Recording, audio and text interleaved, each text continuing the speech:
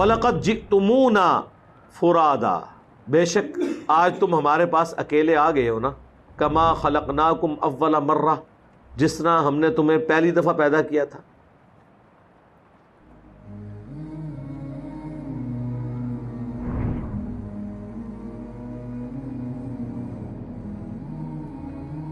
وَتَرَكْتُمْ مَا خَوَّلْنَاكُمْ، اور تم چھوڑ آئے ہو جو ہم نے تمہیں دیا تھا، وَرَاءَ ظُهُورِكُمْ، پیچھے ہی چھوڑ آئے ہو. یعنی جس مال کے اوپر تمہارا تھا نا یہ مال مجھے بچا لے گا، تو پیچھے چھوڑ آئے ہو نا. جو بخاری مسلم میں حدیث ہے، انسان کے 3 دوست ہیں، 2 باہر رہ جاتے ہیں، ایک ہی اندر جاتا ہے. اس کے اعمال قبر میں ساتھ جاتے ہیں اور مال اور رشتہ دار باہر رہ جاتے ہیں. تو دنیا میں مال کی بنیاد پہ تم نے حکومت کی تھی نا، تو آج آگے ہو نا اکیلے، کوئی گٹھڑی ساتھ مال کی نہیں لے کر آئے. جس طرح تم کو ہم نے پیدا کیا تھا، یعنی جب پیدا ہوتا ہے انسان اس وقت بھی اکیلے ہی پیدا ہوتا ہے، مرنے کے بعد بھی اللہ کے پاس اکیلا جائے گا. اور چھوڑ آئے ہو اپنے پیچھے وہ سب کچھ مال. وَمَا نَرَا مَعَكُمْ شُفَعَاءَكُمُ الَّذِينَ زَعَمْتُمْ، اور کیا ہے کہ ہم وہ تمہارے سفارشی نہیں دیکھ رہے جن کے بارے میں تمہیں زوم تھا دنیا کی زندگی میں، انہم فیکم شرکاء، کہ وہ تمہارے معاملے میں ہمارے ساتھ شریک ہو جائیں گے. کدھر ہیں تمہارے بابے؟ وہ ہستیاں کدھر ہیں جن کے بارے میں دنیا میں زوم تھا کہ یہ اللہ سے تمہیں چھڑا لیں گی؟ کل قیامت کا دن ہوگا، غوث پاک فرمائیں گے اے میرے مرید، اے میرے محب، تو دنیا میں رہ کے وہ کام کرتا رہا جس سے مجھے خوشی ہوئی، آج میں تجھے خوش کر دوں. وہ بارگاہ الہی میں سفارش فرما دیں گے، بیڑا بیڑا. فرمایا مجھے اپنے رب کے عزت و جلال کی قسم، میرا قدم اس وقت تک جنت کو نہیں اٹھے گا جب تک میں اپنے سارے مریدوں کو جنت میں داخل نہ کروا لوں. تو میں نے اپنے رب سے کہا پروردگارہ نسبت میری ہے، انہوں چھڑ دے. تو اللہ پاک نے فرمایا ایک گل بڑی لمبی ہے، میں وچوں حذف کر رہا ہوں. اللہ پاک نے ارشاد فرمایا فرشتیوں ہٹ جاؤ پیچھے. عبد القادر وچ پہ گئے. اللہ میرا بگڑا سوار دو، میرے بگڑا وقت سوار دو، میرے خواجہ مجھ کو نواز دو. اکیلے آئے ہو نا، کتنے تھے بزرگ؟ ظاہر ہے جی یہ تو سوال ہوگا نا کہ جب بزرگوں نے فرمایا تھا کہ ہمارا کوئی بھی مرید اس وقت تک ہم جنت میں داخل نہیں ہوں گے جب تک کہ اپنے سارے مریدوں کو جنت میں نہ لے جائیں، تو پھر اللہ تو پوچھے گا نا کہ بھئی ہاں کدھر جے تھوڑے پیر صاحب جن کے بارے میں تمہیں زوم تھا. اور وہ تو پھر سورہ الاحقاف میں آیا کہ وہ ہستیاں خود دشمن ہو جائیں گی ان کی. ہاں وہ کہیں گے کہ ہم نے تو کب ان کو کہا تھا، ہمیں تو پتہ بھی نہیں تھا یہ ہمیں پکار رہے ہیں. یہ تو ان ہستیوں کے لیے جو واقعی جینون ہستیاں تھیں، وہ تو انکار کریں گی. باقی جو ہے نا ہستیاں جو جعلی بنائی ہوئی تھی، وہ تو تہاڈے تو پہلے انشاءاللہ جہنم وچ پہنچے ہون گے. وہ اگے نے ذرا اگے تک تلاش کرو کہ لب جان کے. تو لقد تقطع بینکم، بے شک ٹوٹ گئے ان تمہارے سارے رشتے، سارے وہ نظریات، وہ ساری آس اور امید ختم ہو گئی جن ہستیوں پہ تم کھڑے ہوئے تھے.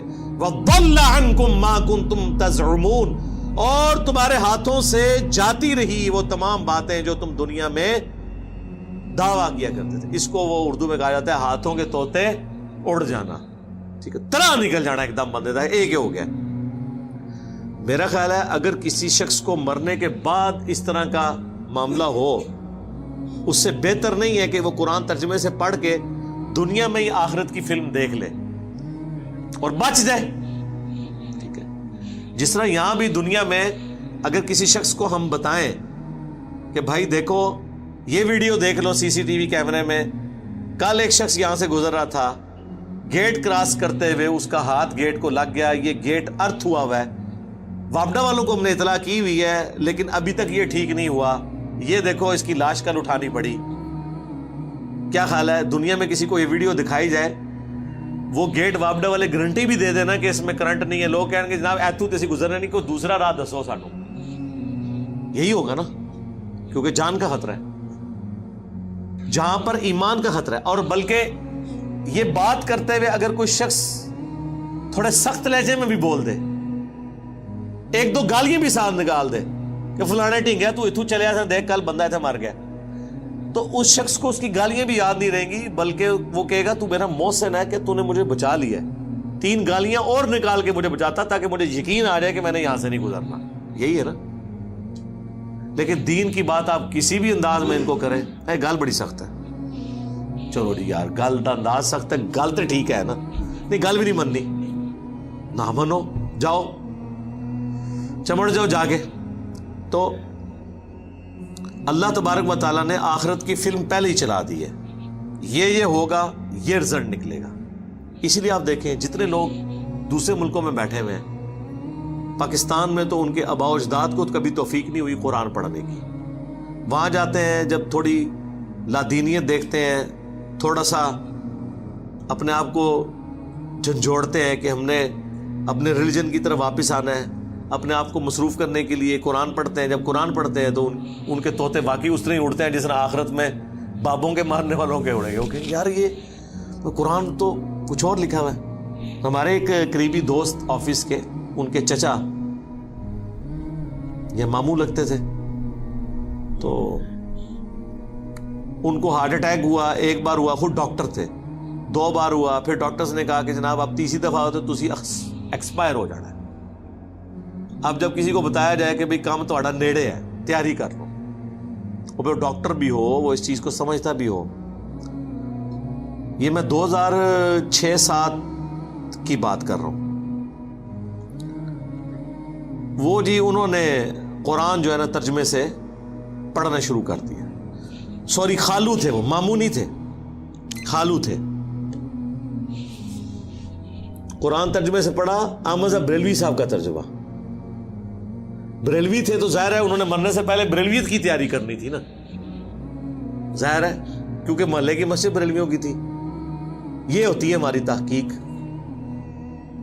وہ جناب جب انہوں نے قرآن پڑھا تو گمراہ ہو گئے. انہوں نے کہا یار یہ ہمیں تو انہوں نے بابوں بزرگوں, اللہ تعالیٰ نے تو نہ کسی بزرگ کو, نہ کسی فرشتے کو, نہ کسی پیغمبر کو اپنی توحید کے معاملے میں خاطر میں لاتا ہے, اور انہوں نے تو یہ کیا کیا ہستیوں کے ساتھ عقیدے جوڑے میں, تو وہ اپنا مسلک ہی چھوڑ گئے. جو میں نے اکثر کہا ہے کہ اگر کوئی شخص اپنے فرقے کا بھی قرآن کا ترجمہ ایمانداری سے پڑھ لینا تو اللہ تعالیٰ اسے ہدایت دے دے گا. یہ اللہ کا وعدہ ہے, والذین جاہدوا فینا لنہدینہم سبلنا. بلکہ ایون وہ قرآن پڑھتے ہوئے اسے یہ بھی پتہ چل جائے گا, تھوڑی سی اپنی عقل استعمال کرے کہ قرآن میں تو یہ لکھا تھا, تو یہ میرے مولوی نے اس کی جو یہ تشریح کی ہے یہ تو اس میں بیٹھتی نہیں, اگر اس نے اپنی عقل استعمال کی. اور اگر عقل استعمال نہ کی, اس کبوتر کی مانند جو بلی کو دیکھ کے آنکھیں بند کر لے, بلی نے پھر بھی گردن مروڑنی ہے. آنکھیں بند کرنے سے بلی غائب نہیں ہو سکتی. اس طرح آنکھیں بند کرنے سے قرآن و سنت کے جو نظریات ہیں وہ غائب نہیں ہوں گے, اور آپ کے بزرگوں کے بتائے ہوئے عقیدے وہ جسٹیفائی نہیں ہوں گے. تو اس سے پہلے کہ آخرت میں ہوائیاں اڑ جائیں, جو اللہ تعالیٰ نے بیان کیا کہ اڑ جائیں گی ان کی ہوائیاں, اس سے پہلے آخرت کی تیاری کر لیں. اللہ تعالیٰ سے دعا ہے جو حق بات میں نے کہی ہمارے دلوں میں راسخ فرمائے.